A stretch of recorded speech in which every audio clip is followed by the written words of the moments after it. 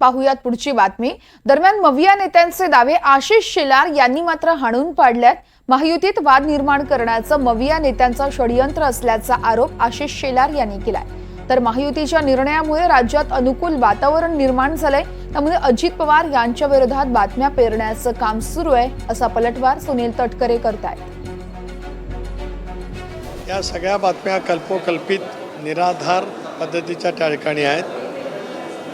राष्ट्रवादी काँग्रेस पक्ष, भारतीय जनता पक्ष, शिवसेना आगामी येणाऱ्या विधानसभा निवडणुका पूर्ण क्षमतेने पूर्ण ताकदीने त्या ठिकाणी लढणार आहे। या उलट अधिकृतपणाने मी एक विधान नक्कीच करेन की महाविकास आघाडीमध्ये जितक्या जागांच्या वरती सहमती झाली असेल त्याच्यापेक्षा कितीतरी अधिक पटीने महायुतीमध्ये जागा वाटपाच्या बाबतीमध्ये सहमती त्या ठिकाणी झालेली आहे। परंतु महायुतीच्या सरकारने अलीकडच्या कालावधीमध्ये जे काही लोकोपयोगी निर्णय घेतलेले आहेत, या निर्णयाच्यामुळे प्रचंड प्रमाणावरती महाराष्ट्रामध्ये एक अनुकूल असं वातावरण महायुतीला झालेलं आहे।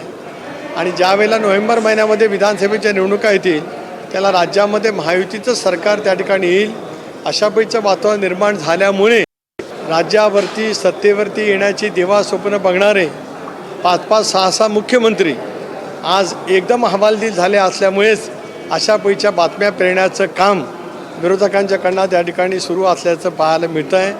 हे सगळं ऐकल्यावर पाहिल्याच्या नंतर मनोरंजन झाल्यासारखं वाटतं।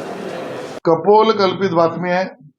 आमच्या तिघांचा सामना, आमच्या तिघांचा म्हणजे भारतीय जनता पार्टी, एकनाथ शिंदे शिवसेना, अजितदादांची राष्ट्रवादी काँग्रेस आणि आमचे मित्र पक्ष यांचा सामना करण्याची ताकद आता महाराष्ट्र विकास आघाडी हरवून बसली।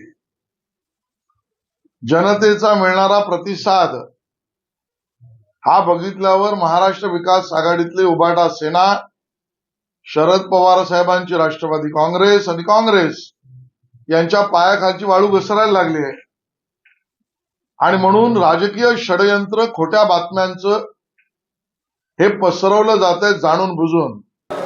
तिसऱ्या मित्राला आम्ही, तुम्हाला कल्पना आहे की मंत्रिमंडळातली अत्यंत महत्त्वाची खाती ही त्यांच्याकडे दिलेली आहेत, त्यामुळे असं कोणीही काय वाईट वाटून घेण्याचं कारण नाही आहे। महत्त्वाची खाती त्यांच्याकडे दिली आहे, त्यातनं ते काम करतायत आणि सगळे आम्ही हातात हात घालून आम्ही काम करतो।